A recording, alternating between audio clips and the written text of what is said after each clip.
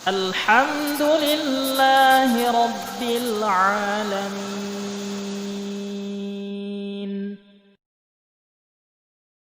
Bismillahirrahmanirrahim. Assalamualaikum warahmatullahi wabarakatuh. Waalaikumsalam Segala warahmatullahi puji wabarakatuh. bagi Allah, Rabb semesta alam, yang telah memberi kita kenikmatan, hidayah dan iman. Salawat dan salam kita hadiahkan pada Rasulullah, junjungan kita Nabi Muhammad sallallahu alaihi wasallam. Semoga syafaatnya senantiasa tercurah kepada kita semua. Amin. Baik, kembali lagi bersama kami dalam program Japri Jawab Pertanyaan Ikhwan, yang insya Allah akan dijawab oleh Ustadz Abu Ali Hafizullah Ta'ala. Afwan Ustadz, ini ada pertanyaan dari salah seorang ikhwan kita yang bunyi pertanyaannya seperti ini, Ustadz. Bagaimana hukumnya kita bertransaksi jual beli kepada seseorang, tapi orang tersebut membayar cash ke kita dengan cara meminjam uang ke pihak bank? Apakah kita tidak termasuk subhat dalam riba tersebut? Baik. Bismillah, alhamdulillah, wassalatu wassalamu ala rasulillah wa ala alihi wa ashabihi wa man walah wa la hawla wa la quwata illa billah, amma ba'd. Bila kita dapati customer kita sebagai seorang penjual, ya, buyer gitu ya namanya. Bayar atau buyer? Buyer ya, penjual satu produk. Ternyata ada customer yang menginginkan barang kita, namun dia tidak memiliki uang yang cukup, ya. Sementara kita tidak memberlakukan untuk pembayaran secara bertahap, ya, kredit begitu. Baik, apakah ketika dia melibatkan pihak ketiga sebagai pembiaya yang ternyata pihak ketiga ini adalah pihak yang memberlakukan akad pentalangan, akad talang, yaitu akad hutang, kemudian ada ribanya, ya, itu ada tambahannya, disepakati ada tambahan. Kita langsung di lembaga lembaga ya, lembaga keuangan yang komersial lah, ya, komersial dan konvensional yang seperti perbankan kan begitu, ya. Nah, apakah kita akan terlibat sebagai seorang buyer gitu, ya, yang ini customer kita ini akan membayar produk kita dengan tunai tapi dari hutang kepada bank. Iya, hutang kepada bank. Tentunya kita harus paham bahwasanya tindakan orang tersebut yang berhutang kepada bank dan disepakati adanya pembayaran bunga dan itu akan berlebih, tentunya ini adalah tindakan riba, ya, riba. Kenapa? Karena sebuah kaidah yang ini masyhur saat ini, ya, dan kita insya Allah memahaminya. Dan ini adalah ini adalah ungkapan sebagian dari sahabat Nabi SAW seperti Abdullah bin Salam, Abdullah bin Mas'ud, Abdullah bin Abbas dan yang lainnya radhiyallahu anhum ajma'in. Mereka menyatakan dengan lafaz yang mirip-mirip, yaitu kullu qardin jarra manfaatan fahuwa wajhun min wujuhir riba. Setiap hutang piutang yang menarik keuntungan, yang mengambil manfaat lebih, manfaatnya, ya, maka itu adalah salah satu bentuk dari bentuk-bentuk riba. Artinya akad yang diberlakukan oleh seorang, ya, yang berhutang kepada bank atau perbankan atau lembaga ribawi atau siapa saja yang itu menyepakati adanya tambahan dan manfaat, ini adalah riba. Itu kita sepakati.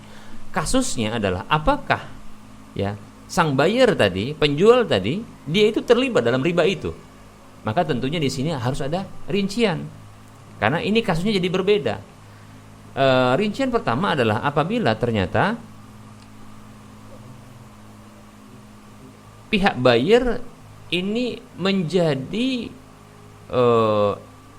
kita katakan sebagai eksekutor mungkin, ya, bukan eksekutor, ya, sebagai pemicu, begitu juga pendorong untuk orang ini atau pendukung orang ini, calon customer ini jatuh kepada riba tadi, ya.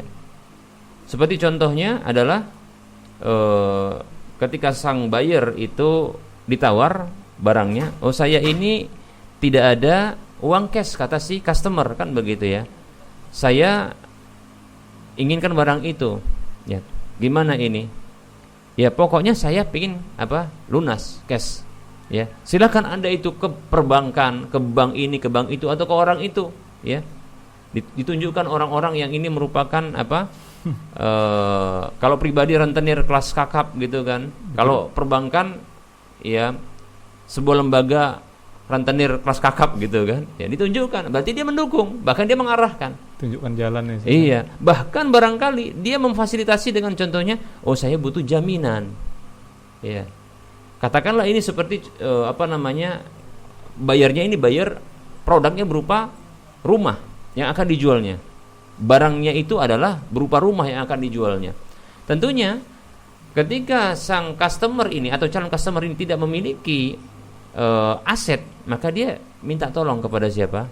Si bayar ini. Saya minta tolonglah contohnya surat tanahnya atau surat rumahnya sebagai alas nanti modal untuk hutang, kan begitu di perbankan, sebagai jaminan.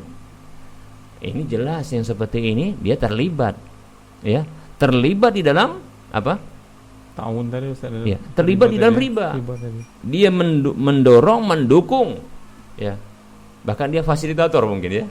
Ya. Nah, ini dia terlibat, ya. Allah Subhanahu wa taala berfirman, a'udzubillahi minasyaitonirrajim. Wa ta'awanu 'alal birri wat taqwa wa la ta'awanu 'alal ismi wal 'udwan, surah Al-Maidah ayat 2. Saling tolong-menolonglah kalian di atas kebajikan dan ketakwaan, dan jangan kalian saling tolong-menolong di atas dosa dan permusuhan. Ini dosa riba. Demikian. Kasus atau rincian yang kedua adalah apabila ternyata pihak buyer, penjualnya ini, penjual produk atau penjual barang ini, dia tidak terlibat, dia tidak mendukung, ya, dia tidak turut serta, ya, mendorong orang tersebut untuk berinteraksi dengan perbankan-perbankan, ya, yang konvensional yang memperlakukan riba itu, atau pribadi-pribadi yang sifatnya ya, memperlakukan riba itu. Demikian.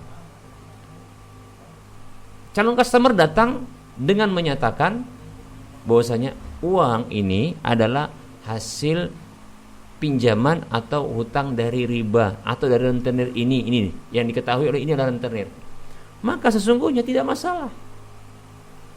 Paham ya? Makanya seperti ini tidak masalah, dia tidak terlibat.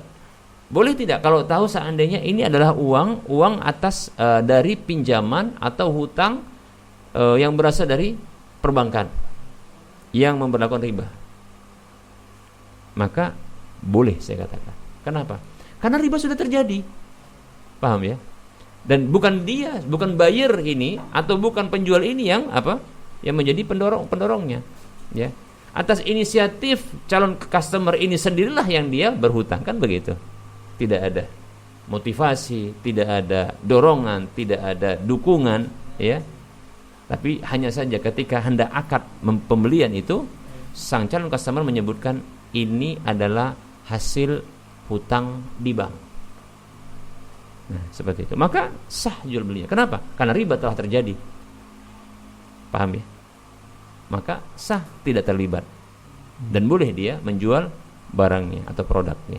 Bisa dipahami kira-kira? Wallahu ta'ala a'lam.